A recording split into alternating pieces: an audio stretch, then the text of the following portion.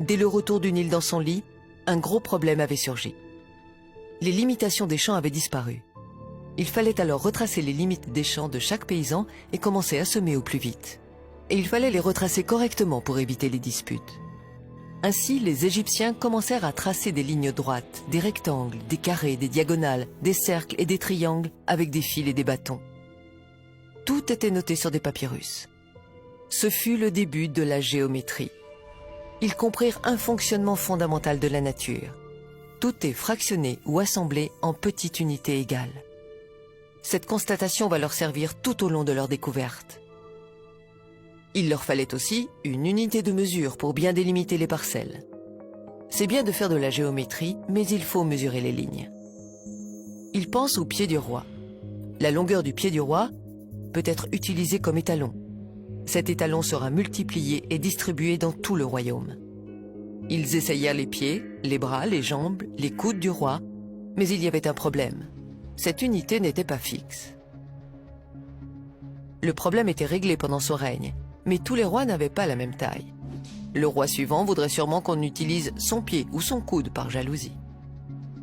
Dans les collines, en attendant le recul du Nil, les Égyptiens réfléchissaient et cherchaient une solution au problème.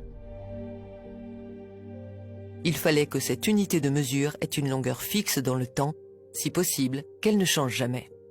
Ils observèrent la taille de différents végétaux, celle des fruits, des graines, tout objet y passa. Mais tous ces objets n'avaient pas de taille fixe. Par exemple, si on arrosait bien une graine, l'année suivante, sa taille changeait. Et sur des longues distances, la différence devenait vite importante. Tout d'un coup, ils ont eu l'idée de mesurer l'eau. Oui, l'eau douce du Nil. Ils mesurèrent une goutte et ensuite une autre. Elles avaient toutes la même taille. Du bas Nil jusqu'au haut Nil, les gouttes avaient la même taille. Ils remarquèrent que la taille de la goutte d'eau ne changeait pas année après année. C'est génial. Les Égyptiens ont trouvé l'unité unique. Le diamètre de la goutte d'eau sur une surface imperméable, comme du granit ou de l'alabastre, est constant. Il mesure 1 centimètre. Aujourd'hui, une vidéo incroyable dans laquelle vous allez plonger au cœur de la première étape du projet Serapeum. Oula.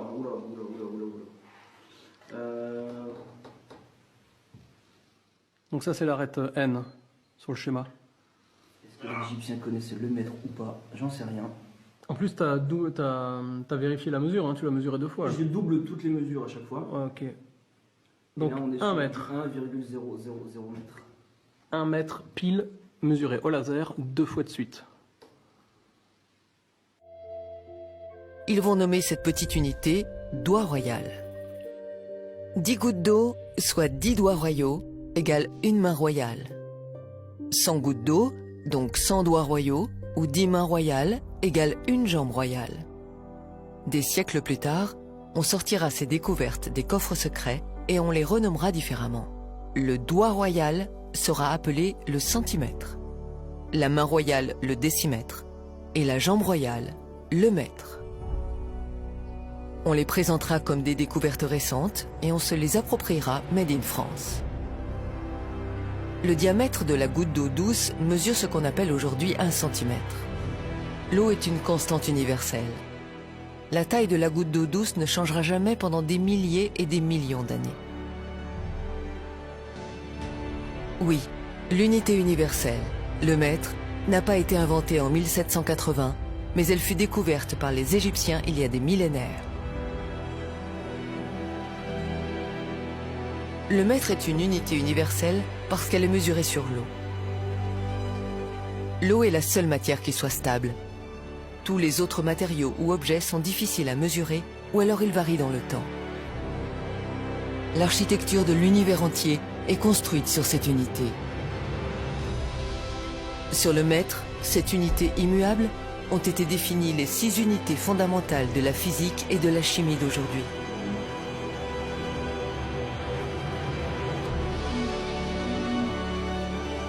L'ampère, le Celsius, la mole, la candela, la seconde et le kilogramme. Donc, tout.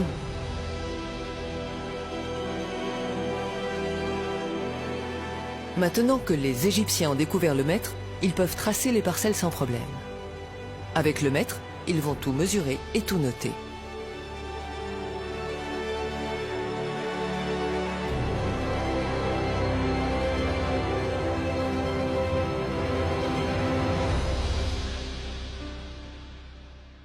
Ils prennent un disque de diamètre d'une jambe royale et l'entourent d'un fil. Ils déroulent le fil et le mesurent. Le périmètre du disque fait 3 jambes royales et 14 doigts royaux, soit 314 doigts royaux. Un disque de diamètre 10 déroulé correspond à 31 unités et à 4 sous-unités. Un disque de diamètre 1 correspond à 3 unités et à 14 sous-unités. Un chiffre ressort à chaque fois. 314, 31,4, 3,14. Ils pensent que ce chiffre est important. Ce chiffre, c'est le pi, 3,14. Les Égyptiens connaissaient avec précision le pi bien avant Archimède.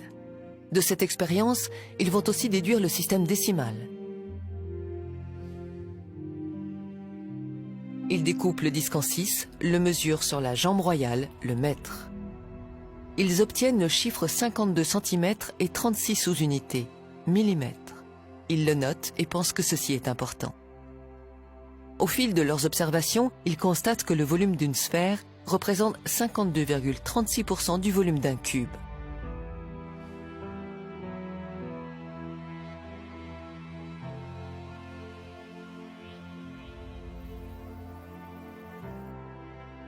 À chaque fois que le volume du cube et de la sphère augmente proportionnellement, ce chiffre ne varie pas.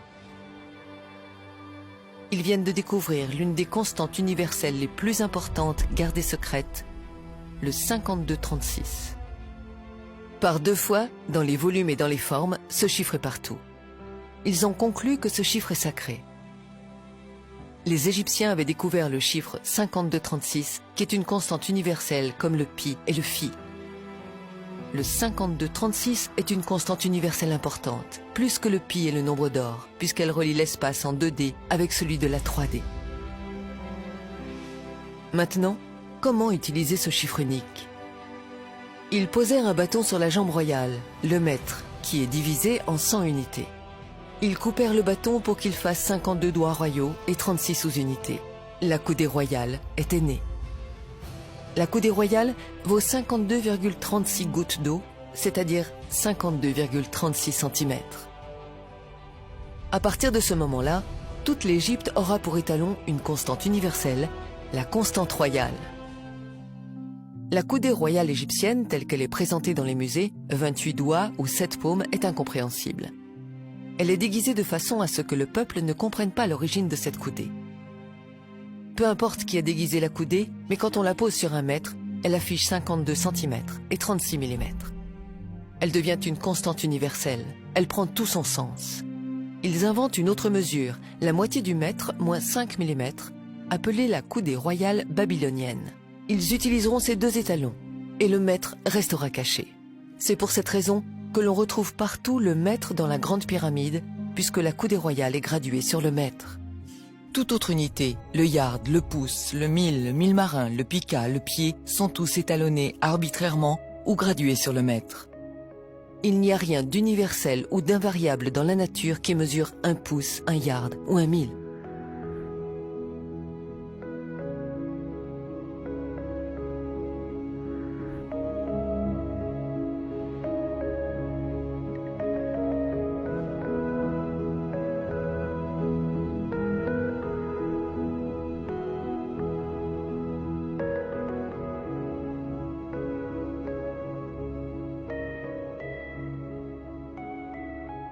Empiriquement, les Égyptiens vont aussi découvrir le nombre d'or.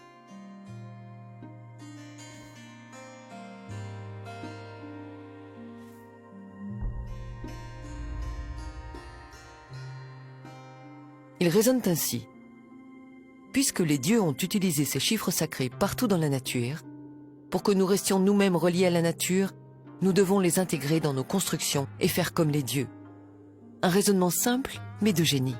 Des principes sacrés. Les Égyptiens intégreront partout les constantes universelles. pi, le nombre d'or, la constante royale, toute la panoplie de la géométrie sacrée avec le mètre. Les Égyptiens connaissaient la suite de Fibonacci en nombre d'or des milliers d'années avant lui et l'ont appelée la suite d'addition. Le temple de Képhren, le temple d'Edfou, le palace d'Akhénaton sont construits avec le rectangle d'or. Voici la vérité, bien loin de l'image des Égyptiens primitifs qui tapaient des cailloux l'un contre l'autre et qui tiraient des pierres tout au long de la journée. Parvenus à ce stade, les Égyptiens pensèrent qu'ils pouvaient aussi utiliser l'eau comme étalon de poids.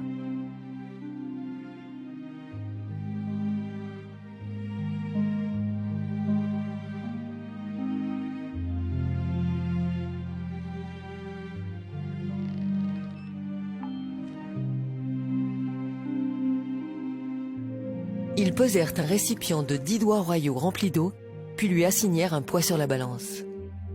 Vous savez combien ça fait? On l'appelle aujourd'hui 1 kilogramme. Il pouvait maintenant peser et mesurer sans problème. Une goutte d'eau mesure 1 centimètre et un cube de 10 centimètres pèse 1 kilo. Ces mesures-là ne bougeront pas pendant des millions d'années. Et oui, l'étalon du poids vient aussi des Égyptiens. Les unités impériales et américaines de poids, comme la livre, l'once et la tonne longue, les unités de volume comme le gallon ou la pinte sont arbitraires. La seule mesure universelle et immuable est le kilogramme, qui découle lui-même du mètre. Le centimètre indexé au diamètre de la goutte d'eau est une mesure universelle et invariable pour des millions d'années. Les Égyptiens utiliseront tout au long de leur histoire les deux unités à la fois, la coudée et le mètre. Peu importe qui a caché ces étalons au fil des siècles, les Égyptiens, les Grecs, les Romains ou les Français. Une chose est sûre, depuis qu'ils ont été découverts par les Égyptiens, ils ont été transmis discrètement et ils ont été bien préservés. On retrouve aussi l'emploi de l'unité métrique sur des monuments qui sont plus récents, par exemple des églises romanes du XIIe siècle, où lorsqu'on étudie les dimensions de ces monuments, on s'aperçoit que l'unité métrique a pu être employée.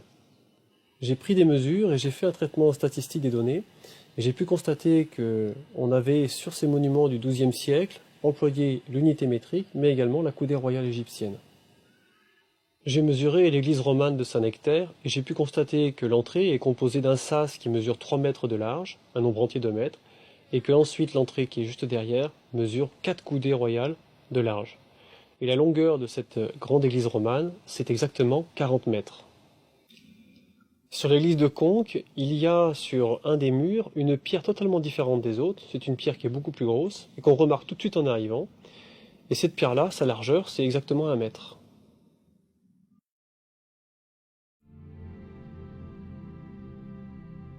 La chambre du roi, elle, sera construite avec la dimension de 10 coudées par 20 et 11,18 coudées de hauteur.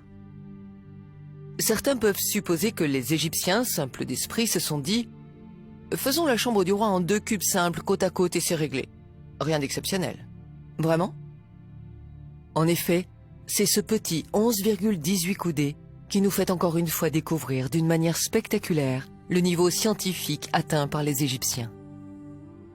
Les 4 constantes universelles, pi, le nombre d'or, le nombre royal et le mètre, vont être fusionnés de la manière la plus parfaite et incroyable qu'il soit. Si on relie par des traits les coins de la chambre, on découvre que le périmètre de la chambre fait 31,416 mètres, soit pi en dixième de mètre. La somme des 3 côtés de ce triangle est égale à 52,36 coudées, la constante royale. Ce triangle est le triangle sacré d'Isis, 3, 4, 5. Et maintenant, oubliez les unités de mesure, le mètre, la coudée, le pouce, le yard, le mille, etc. L'idée des Égyptiens est d'exprimer le chiffre 100 et de construire la chambre avec 100 pierres. Ils vont choisir 7 numéros pour que la totalité fasse 100. Ils calculent leur racine carrée. Ensuite, le nombre d'or, phi, au carré, multiplié par la racine carrée de 4, 5, 9, 16, 20, 21, 25. Pour nous montrer 4500 ans plus tard que ces équations sont correctes, avec les résultats de ces équations, ils vont construire la chambre en mètres. Ceci démontre que la chambre du roi est construite directement avec l'étalon sacré, l'universel, le centimètre. Voilà le niveau scientifique des Égyptiens. Voici quel est notre savoir, nous disent-ils. Ils n'ont pas gravé les équations en hiéroglyphes, mais ils ont utilisé les mathématiques pour exprimer leurs connaissances. Ici, tout est réalisé en granit inaltérable pour que ce message ne bouge pas d'un millimètre dans le temps. Ce message, cette prouesse scientifique, enveloppera l'âme du dirigeant de cette grande civilisation, nommée Khéops.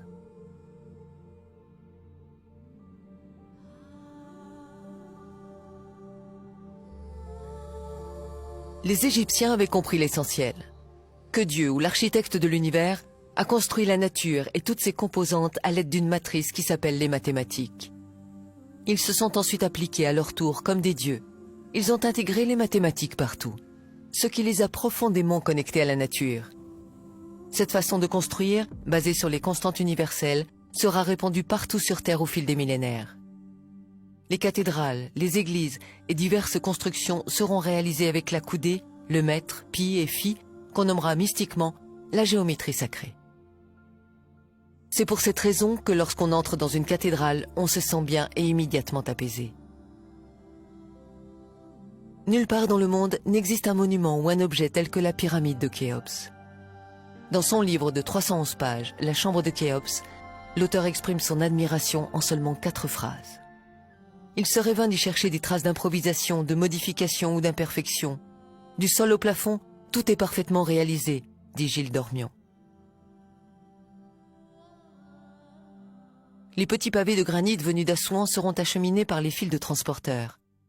Ainsi, 1500 tonnes de granit seront montées en pavés de 30 à 40 kilos. La pyramide continue à s'élever. Ils coulent toujours le parement pour ensuite remplir l'intérieur. Ils utilisent les mêmes coffrages depuis déjà 10 ans. Les Égyptiens prenaient bien soin de leurs outils. Les passages se ferment un par un au fur et à mesure que la pyramide monte.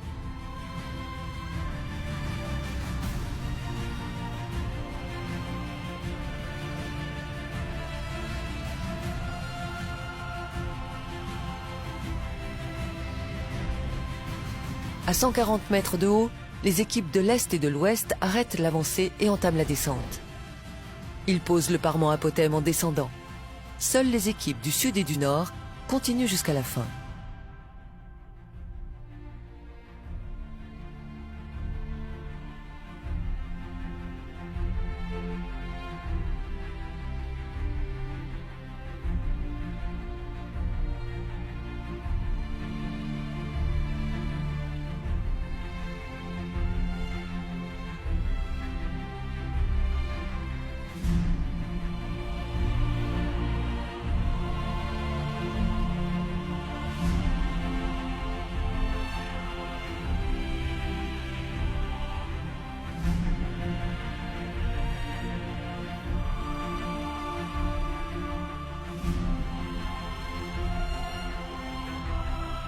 L'architecte Emiounou et Khéops montent symboliquement pour décoffrer le pyramidion.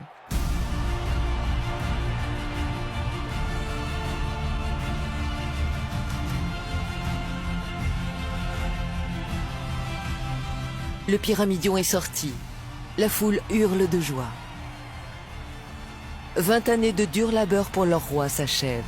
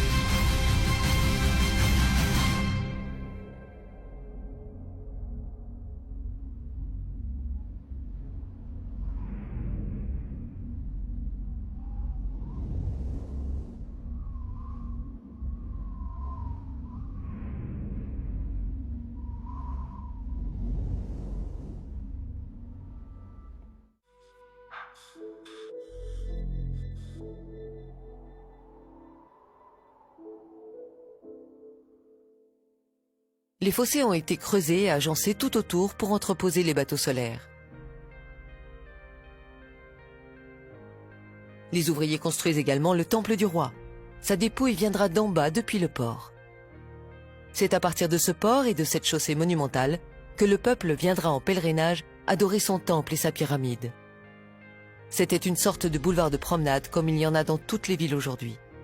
Cette chaussée est alignée avec les étoiles Bételgeuse, Al-Nilam et Rigel au sud-ouest. 14 degrés, toujours à minuit 00.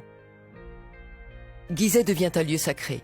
Et rapidement, à la même époque, les Égyptiens construiront les 3 petites pyramides devant la sienne. Des mastabas pour les prêtres, les ouvriers et les chefs de travaux.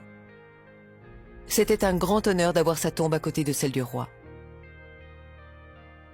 La pyramide était orientée vers l'est par rapport au soleil, leur grand dieu Ré. L'orientation vers l'est indique automatiquement le nord, le sud et l'ouest avec la même précision. En effet, les Égyptiens ne se préoccupaient pas du tout du nord. Il n'y avait rien au nord, à part des peuples primitifs. Le sud était sacré à leurs yeux, car c'était de là qu'ils venaient, là qu'étaient leurs racines. C'est pour cette raison que les villes seront ensuite bâties en remontant le Nil afin de se rapprocher de leurs origines. Le roi est mort. Une grande cérémonie va se dérouler devant tout le peuple. Le corps du roi arrive depuis le port.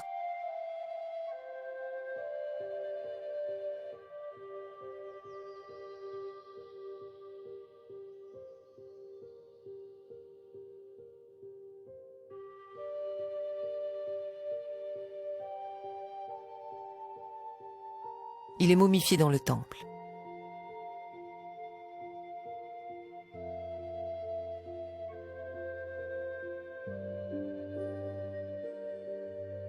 Le corps du roi est descendu dans la chambre souterraine afin de symboliser la procréation dans le ventre.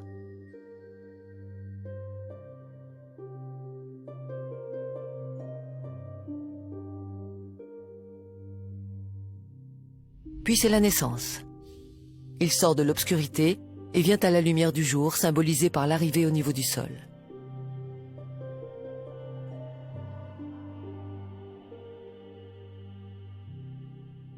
Il grandit et devient roi. Il a régné avec justice et droiture.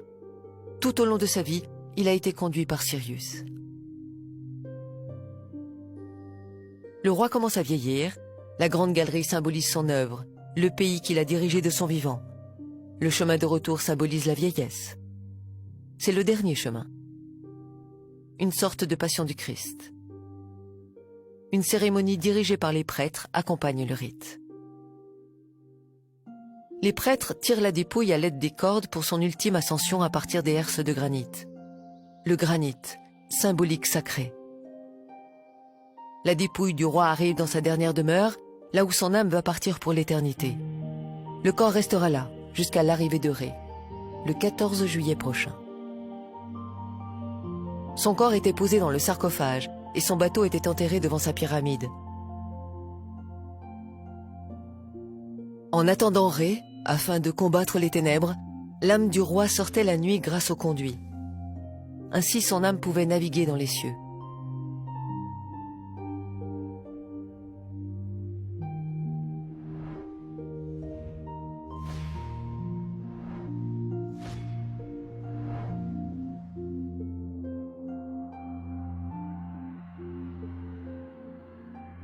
Puis rentrait avant le lever du soleil pour se reposer. La chambre souterraine et la chambre médiane sont parfaitement centrées dans l'axe de la pyramide, sauf celle du roi. C'est la première chose qui frappe quand on regarde une coupe de la pyramide. Une anomalie? Une imperfection? Non. Cela correspondait à un rituel précis.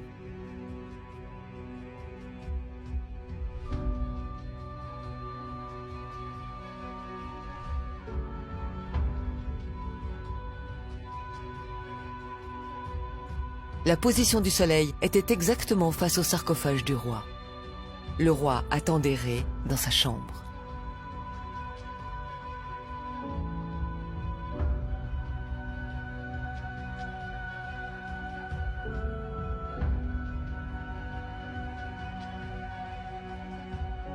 Le 14 juillet, Ré vient chercher l'âme du roi.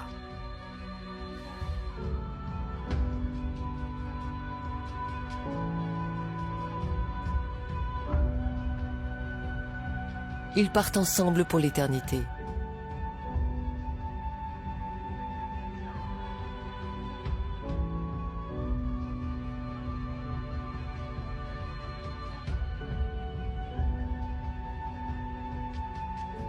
Le corps est sans âme.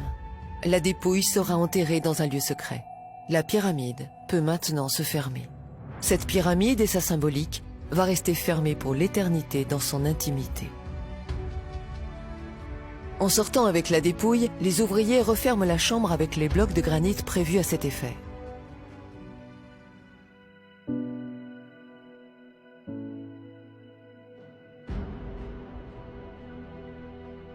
Les ouvriers vont laisser une boule de dolérite et un crochet en cuivre en souvenir dans la chambre médiane, puis reboucher les trous.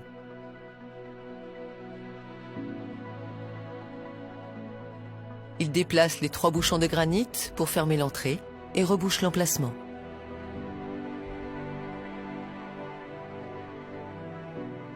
Ils prennent la sortie du boyau de service construit il y a 15 ans. Ils descendent au niveau de la grotte et posent le bloc de granit derrière eux. Ils descendent au sous-sol et ils ferment la chambre souterraine avec un autre bloc de granit. Ils remontent à la surface. À l'extérieur, ils posent le parement sur leur chemin et scellent l'entrée. Ainsi, la pyramide est fermée.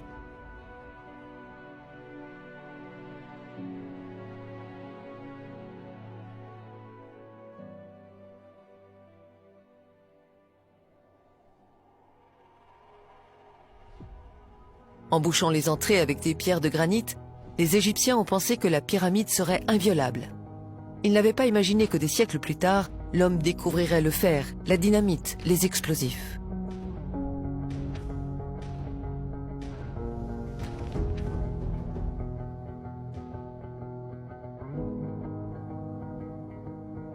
Cénotaphe de Khéops ou pas?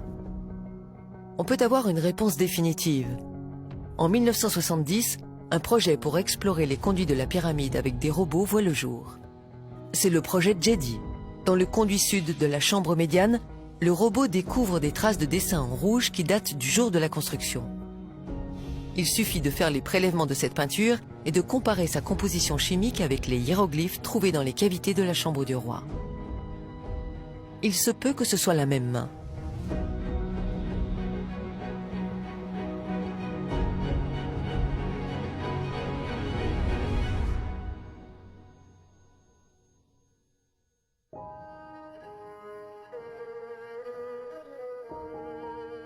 Le plus grand architecte de l'histoire de l'humanité est Hemionu, celui qui a conçu la pyramide de Khéops, avec moins de 1% d'erreur. Les pyramides ne sont pas alignées avec les 3 étoiles du milieu de la constellation d'Orion, comme le soutient Beauval. L'étoile Alnitak tombe 150 mètres au-delà de la pyramide de Mykérinos. 150 mètres d'erreur, c'est énorme et invraisemblable comparé à la précision de 1 cm de l'alignement des pyramides. Les 3 pyramides sont alignées sur les étoiles Beltégeuse, Alnilam et Rigel. La corrélation est parfaite. On perçoit une forme d'égocentrisme chez Képhren qui voulait dépasser son père. Il construira sa pyramide aussi grande que celle de son père. Il la positionnera pour qu'elle corresponde avec le cœur de l'Orion, l'étoile Alnilam, obligeant ainsi son fils Mykérinos à s'aligner avec la Rigel. Képhren construira également la grande chaussée alignée avec le lever nocturne d'Alnilam. Mais qui est le Sphinx? Képhren ou un autre roi? Une tête de lion qui aurait été retravaillée pour être transformée en tête de pharaon? Peu importe. La question est, à quoi ressemble la tête du Sphinx? Avec un logiciel de reconstitution de visage 3D, voici le visage du Sphinx reconstitué correctement pour la première fois.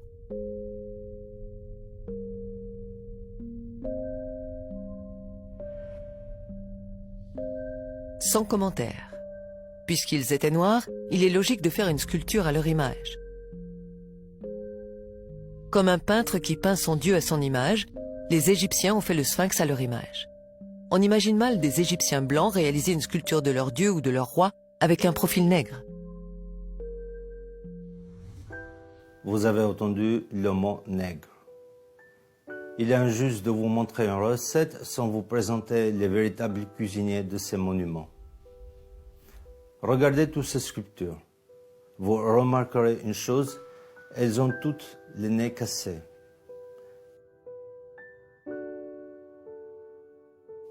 Si on observe les statues et les fresques, la ressemblance est frappante. Le nez, les grosses lèvres.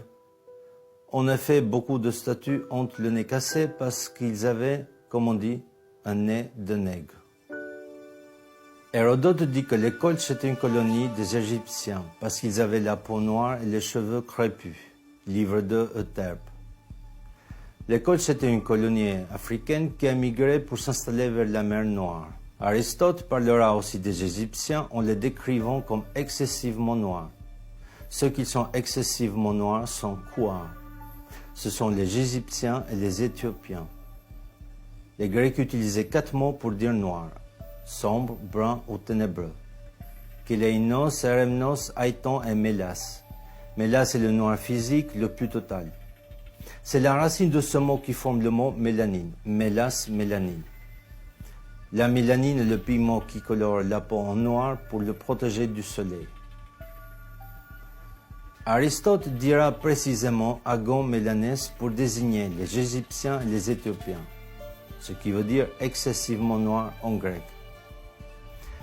Zézosis III, dit Sénoucerte en égyptien, détient le record pour le nombre de sculptures à son effigie, des dizaines.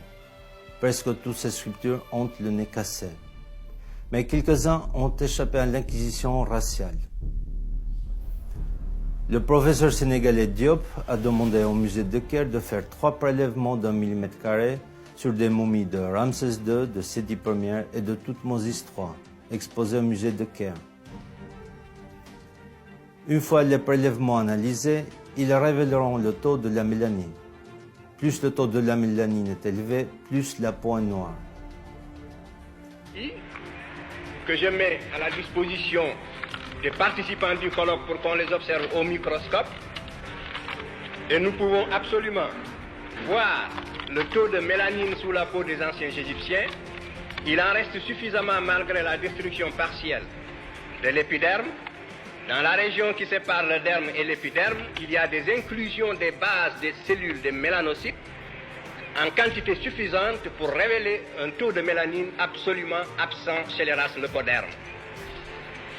Et j'ai voulu dès l'an dernier appliquer cette étude aux momies royales de Ramsès II, de Séti Ier et de Toutmosis III. Depuis un an, j'écris au conservateur du musée du Caire, car il ne me faut pas plus d'1 mm², 1 mm² de peau, mais prise toujours dans la même région, et je n'ai pas eu ces échantillons, je le regrette. Par conséquent, c'est une étude très facile, accessible, qu'on peut faire. Voici les lames, ce sont des préparations. Il suffit de les mettre sous l'objectif d'un microscope pour voir le taux de mélanine. Alors, sur la base donc de mes propres investigations, que sont celles-ci, et jusqu'à ce que d'autres investigations... Le musée n'a toujours pas répondu depuis 35 ans. Les Égyptiens s'appelaient les Kémites et l'Égypte s'appelait Kémet, le pays du noir. Non, ce n'est pas la couleur noire du limon, du Nil qui est évoquée, comme certains archéologues le prétendent, mais bien la couleur de la peau de la population qui vivait là. Quand on parle du pays des Blancs, on ne fait pas allusion à la couleur de la neige des Alpes. Finissons avec les rumeurs, si Howard Carter a falsifié le masque d'or de Toutankhamon et reproduit des faux reliques. Observez le masque de Toutankhamon et le visage de cette Africaine. Je vois mal Carter, l'Européen, réaliser ce masque typé africain. Il est midi, la température est au taquet, c'est-à-dire qu'il fait à peu près 45-46 degrés. Il n'y a absolument pas d'ombre, vu que c'est une carrière et qu'il n'y a aucun bâtiment et qu'on ne peut absolument pas s'abriter. Autant vous dire que je ne veux pas rester ici 3h30. Bon, donc là il commence à faire un peu chaud. On se trouve derrière la pyramide de Mykérinos. Je commence à comprendre pourquoi Fémi n'est pas venu.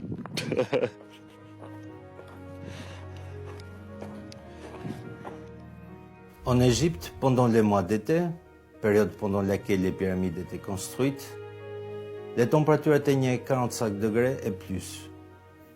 Sous ce soleil écrasant, aucune autre race humaine ne pouvait survivre torse nu plus de 4 jours sans subir des brûlures graves de la peau. La seule race capable de résister pendant des jours et des mois, sans problème et sans crème solaire, c'est la race nègre à la peau noire. Je fais de la peinture artistique et je n'ai jamais eu de préférence pour telle ou telle couleur. Un peintre aime toutes ces couleurs. Mais on dit qu'il faut rendre à César ce qui appartient à César. Eh bien, rendons aux Égyptiens ce qui appartient aux Égyptiens. Les Égyptiens des pyramides, pendant des millénaires, étaient des nègres, ni mat, ni métis, mais noirs de charbon.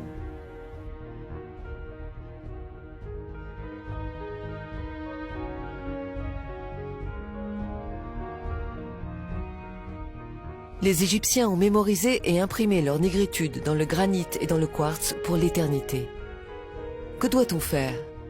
Les détruire pour effacer cette époque de l'humanité? Les cacher? Parler? Ne pas parler? Posez-vous ces questions. Tous ceux qui visitaient l'Égypte repartaient éblouis par le pays des Lumières. Au fil des siècles, le savoir d'Imhotep et des Égyptiens s'échappera et se propagera à travers le monde entier. Leur savoir ne sera pas perdu. Il sera partagé, parfois pris de force par les Perses, les Grecs, les Philistins, les Romains, le monde entier. Il sera transmis de génération en génération. Pendant presque 3000 ans, Imhotep a été vénéré comme un dieu. Des pèlerins venaient chaque année de tous les coins du monde jusqu'en l'an 350, date à laquelle Constantin décida de convertir tout l'Empire au christianisme. À partir de cette époque, les temples dédiés à Imhotep le prophète seront détruits et les prêtres massacrés. Les croyances païennes et égyptiennes ancestrales seront toutes effacées. Imhotep sera remplacé par Jésus-Christ et il tombera dans l'oubli. Le traité d'Imhotep sera remplacé par le serment d'Hippocrate. Les Afro-Égyptiens étaient vus comme des dieux pour les peuples qui les rencontraient. Nous réalisons maintenant qui sont ces extraterrestres et ces dieux. C'étaient les premiers scientifiques de l'humanité, les pères de la chimie, de la physique, des mathématiques et de la géométrie. Les Égyptiens ont fondé la civilisation moderne. Le Nil était doublement sacré. Il offrait de la nourriture, mais pas seulement. Le Nil leur a donné ce qu'il y a de plus précieux au monde, le temps.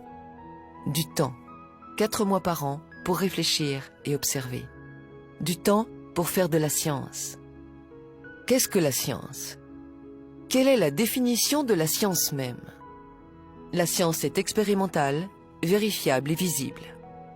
Des milliers de livres écrits, proposant chacun une hypothèse pour écarter les Égyptiens et mettre à la place une civilisation extraterrestre, Atlante, astronautes disparus ou des esclaves, c'est de la fiction, de la fantaisie et non pas de la science.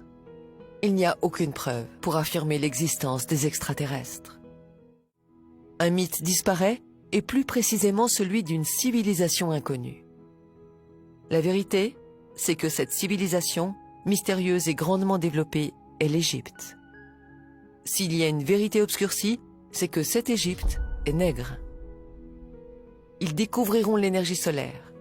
Sans l'énergie solaire, il n'y aurait pas eu de pyramide. Les Afro-Égyptiens ont découvert que la Terre était ronde. Et ils ont été les premiers à l'avoir parcourue et explorée de long en large. À chaque fois qu'une civilisation a été mise en contact avec l'Égypte, des temples ont surgi et elle a été propulsée en avant. Un mythe est né, celui de la pierre taillée. L'humanité s'est construite avec du béton et non pas avec de la pierre taillée. L'histoire antique de l'Égypte, de l'Afrique, de l'Asie et de l'Amérique est à réécrire entièrement. Avant les sculptures de Michel-Ange, il y avait la perfection égyptienne. Vous avez dit le sourire mystérieux de la Joconde? Regardez plutôt le sourire énigmatique de Ramsès II. Vous cherchez les Atlantes? Les voici. Ils sont en Égypte. Avec les tandems chimie et physique, maths et géométrie, L'Égypte nègre a permis de bâtir des temples, des rues, des maisons, des stades, bref, de quoi construire l'humanité. Ils ont posé les piliers de la science, le premier alphabet et son art, la philosophie, la médecine, les religions. Ils sont à l'origine des cultures du monde. Ils ont créé les cultures du monde. C'est cela le plus grand mystère de l'humanité.